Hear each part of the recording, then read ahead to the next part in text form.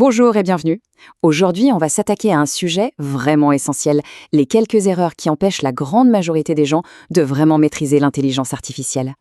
D'ici 2026, on s'attend à ce qu'un fossé immense se creuse.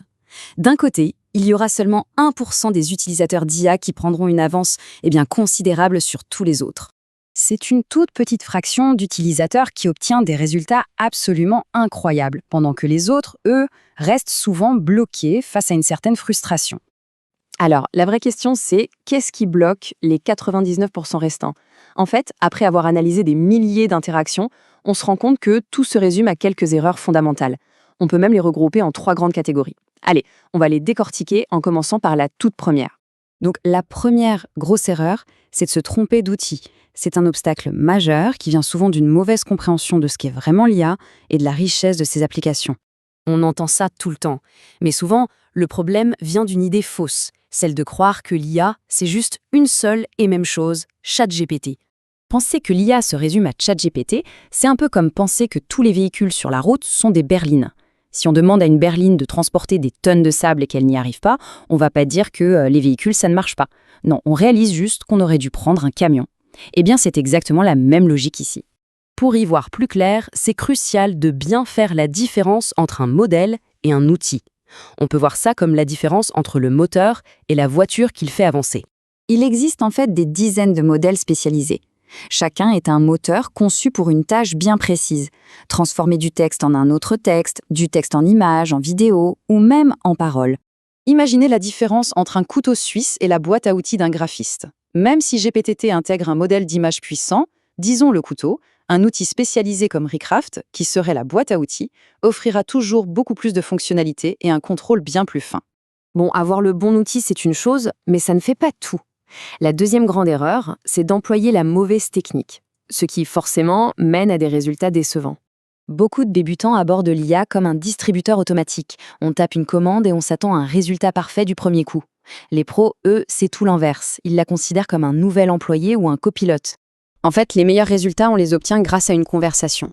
On itère, on donne une première instruction, on analyse ce qu'elle produit, on affine en donnant plus de contexte et on recommence, encore et encore, jusqu'à ce qu'on arrive exactement là où on veut.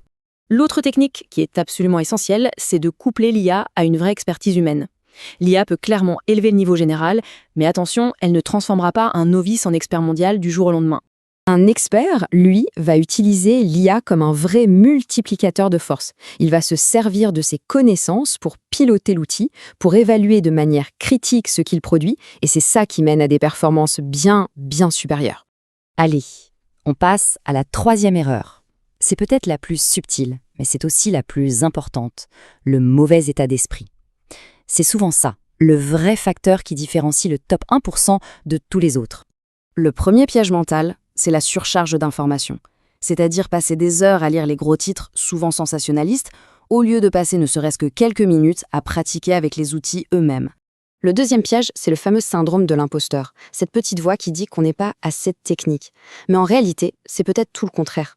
Les profils non techniques ont un avantage énorme, ils parlent le même langage que les décideurs en entreprise. Du coup, ils sont les mieux placés pour faire le pont entre un besoin métier très concret et la solution technique que l'IA peut apporter. Et enfin, le changement d'état d'esprit le plus important, c'est d'arrêter de voir l'IA comme une sorte de boîte magique et de commencer à la considérer pour ce qu'elle est, un outil. C'est la règle du marteau, tout simplement. Bon, alors, comment on rassemble tout ça? Comment fait-on le saut pour passer de la frustration des 99% à l'efficacité du fameux top 1%? Le point absolument central, c'est de prendre l'entière responsabilité du résultat. La qualité de ce qui sort de l'IA dépend à 100% de la qualité de ce qu'on y met. En d'autres termes, le résultat final est juste le reflet des instructions, du contexte et donc de la compétence de la personne qui utilise l'outil. Pour résumer, la maîtrise de l'IA repose sur 3 piliers fondamentaux. Primo, les bons outils. Deuxio, la bonne technique. Et tertio, le bon état d'esprit. C'est vraiment la maîtrise de ces 3 domaines qui fait toute la différence entre un amateur et un professionnel. Ça illustre parfaitement le message à retenir. La technologie est là, elle est disponible. L'IA est l'outil. La seule question qui reste, c'est qui est prêt à devenir l'expert qui saura le manier?